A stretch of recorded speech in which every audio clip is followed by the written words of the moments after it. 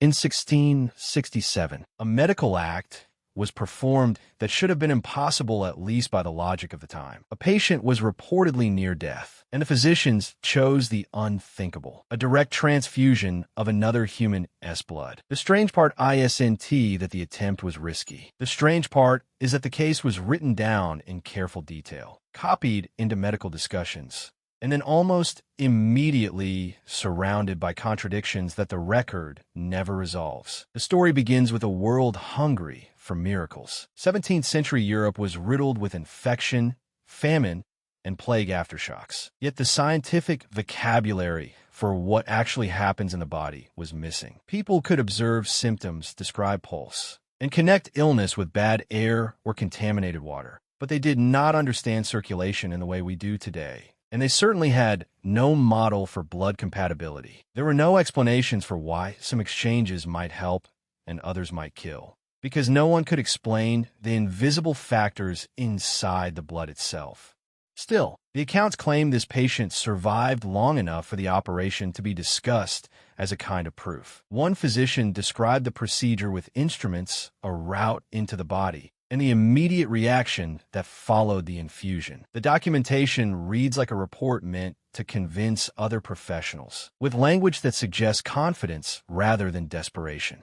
And the cracks appear. The paperwork doesn't agree on crucial particulars: which donor was used, the donor's condition, how much blood was transferred, and what the patient's exact clinical state was before the procedure began. Even the timeline shifts, as if different copies remembered different events. There's another problem buried inside the narrative. The official description treats blood as a substance that could be transferred and given, almost like liquid medicine. But if the mechanism is wrong, the outcomes become unpredictable. Without knowledge of blood types, the process shouldn't be a controlled intervention. It would be closer to a gamble with the body's immune response, a concept that didn't exist yet. And yet, the record insists the operation should be interpreted as a meaningful success. What makes this case so unsettling is that the contradiction is not a single typo. Multiple sources repeat the claim that the transfusion occurred, but the details diverge in ways that would matter to anyone repeating the experiment. The pages feel like evidence until you notice how the evidence refuses to lock into one consistent picture. The official record ends here. What happened next was never explained in a way that can be tested. Medical journals and private notes from that era often had a different goal than modern clinical reporting. They were persuasive documents meant to carry authority. That means the contradictions may not be accidental. They could reflect uncertainty at the bedside, changes in the patient's condition that were hard to interpret, or even deliberate smoothing of details to protect reputations. In other words, you don't just have a procedure without a theory. You have a theory trying to survive its own documentation. So when people say the first transfusion, they often want a clean origin story, a straight line from bold innovation to scientific breakthrough. But 1667 gives you something messy, an innovation that tried to outrun missing mechanisms, and a set of records that can't decide what actually happened inside the body. The question isn't whether someone attempted transfusion. The question is why the account reads like it should have failed, and why the failure never appears in the same way twice. And that tension between what was attempted and what could be understood sets the stage for the next phase of transfusion history, where the how becomes the battleground, not just the whether. By the 1860s, medicine had a new kind of hunger, not just to treat disease, but to explain it with something as solid as anatomy. Physicians wanted a mechanism that could be tested, repeated, and defended in print. And then, almost abruptly, the idea of germs stopped sounding like speculation and started sounding like a weapon, one that could win arguments, secure funding, and redefine every hospital practice. But the story of germ theory, at least in its early public life, is not a single victory march. It's a war over evidence, fought with petri dishes, language, and human memory. One researcher describes invisible agents behaving like predictable culprits. Another describes the same phenomena, then insists the conclusion is wrong because the controls were imperfect. Even when experiments are careful, interpretation is where the battlefield opens. Tiny differences in air exposure, sample handling, and the cleanliness of equipment become philosophical differences about what counts as proof. In one widely cited line of work, experiments used meat broth to see whether spontaneous generation was real. The common claim is simple: seal the broth, exclude outside contamination, and the life that shouldn't appear doesn't appear. But critics pointed out something uncomfortable. Broths weren't sterile in every practical sense, and sealed was sometimes a matter of degree. If a method wasn't fully understood, a negative result could be read as success or as coincidence. The dispute wasn't only scientific. It was rhetorical. Papers were written to persuade skeptical readers, and the same data could be framed as decisive or inconclusive depending on what you needed the audience to believe. Then came a more pointed shift: the idea that microorganisms, not bad humors or miasmas, could be traced to specific causes. That shift was revolutionary. It also created incentives.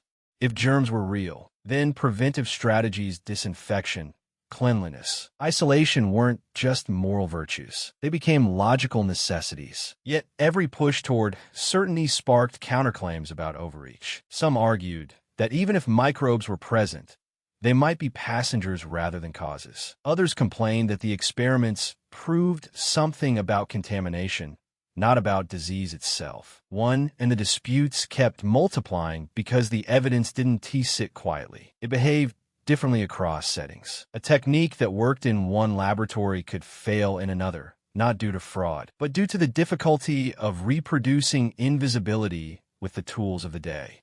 Microscopes were improving, stains were evolving, and researchers were learning how to interpret what they were seeing. Germ theory demanded a kind of vision that technology hadn't fully mastered, so disagreement could be blamed on incompetence or used as an accusation of dishonesty. In that climate, even honest uncertainty becomes politically useful. There's another layer that rarely fits neatly into modern textbooks: the way investigators argued about priority. Who saw it first? Who named it best? Who published the cleanest version of the method? That rivalry matters because germ theory wasn't only a scientific claim, it was a rearrangement of authority. The people who controlled the narrative could control what counted as reasonable and what was dismissed as mistaken. So when the record changes tone, when an experiment that once sounded tentative begins to sound absolute, that's not just science maturing. That's evidence being recruited. One account describes controlled observations, then abruptly narrows what it will admit. Another provides striking results, but the method details blur where precision would be most useful. In letters and drafts, you can sometimes see the same researcher catching themselves, tightening language as if they feared future scrutiny. That's the paradox. Germ theory advanced through experiments, but those experiments were also shaped by the need to win. And then the most unsettling part: the official trail does not simply finish. It changes. Certain transitional claims appear, are debated fiercely, and then the documentation thins, missing the kind of clarifications that would settle the argument permanently. The debate moves on, but the unresolved discrepancies remain embedded in the narrative like scars. When the next generation asks what was really suppressed, it often isn't asking whether germs were discovered. It's asking why some early evidence refuses to fully survive contact with later retellings, as though the story was edited not to reveal a secret, but to protect a pathway to belief. And that protection has a cost, because the next piece of the mystery is not just who proved germs, but who benefited from which version of proof. It's easy to picture 1796 as a clean starting line, a discovery, a method, then a worldwide remedy. But the trail of smallpox vaccination doesn't move like that. It moves like something being negotiated in real time, under pressure, with incomplete certainty and with documentation that sometimes behaves as if it has something to hide. We begin with the paradox of confidence. Early reports frame vaccination as promising, cautious, and observational. Then, after controversy flares, the same basic claims start to appear with a kind of absolute tone, as though doubt has been edited out. That shift matters because it doesn't follow the normal rhythm of scientific publishing. Science usually adds nuance as methods improve, not removes it as debates intensify. Take the letters and drafts connected to the first wave of inoculation. In some passages, The writer emphasizes variability, different outcomes, different degrees of protection, uncertain comparisons to variolation. In other passages, often later versions or widely circulated summaries, the language tightens. The account becomes smoother. The uncertainty that once sounded like humility begins to sound like certainty without providing the missing intermediate steps. It's as if the blueprint is being kept off stage while the conclusion is already being marketed. One now consider where the record becomes oddly thin. There are gaps not just in dates, but in the kind of detail that would settle arguments for once and for all: exact timing, the full chain of cases, the measurement criteria that distinguish successful from inconclusive. In places where an investigator would normally spell out confounders, the narrative drifts. The official trail doesn't always contradict the earlier drafts. It simply refuses to carry forward the messy specifics that later readers would need to verify the logic. There's also the matter of documentation that survives unevenly. Some trial notes exist in fragmented form, like pages torn out of a notebook before the ink dried. Other records appear only as summaries, written after the fact, translating messy field observations into cleaner outcomes. Those summaries aren't automatically fraud. History is full of imperfect record-keeping, but the pattern repeats too often. When a controversy looms, the most useful methodological details are the very ones that vanish or mutate. And then there's the timeline itself. The way dates and claims seem to synchronize to make vaccination look inevitable. When you line up correspondence, public statements, and later retrospective accounts, the story occasionally skips over the how. Not the what, not that it worked, but the reasoning bridge between observation and accepted proof. The official record ends here, or at least it changes shape there. What happened next was never explained in the same level of granularity that would satisfy the strictest skeptics. So what is the smallpox paradox really asking? Not whether vaccination emerged.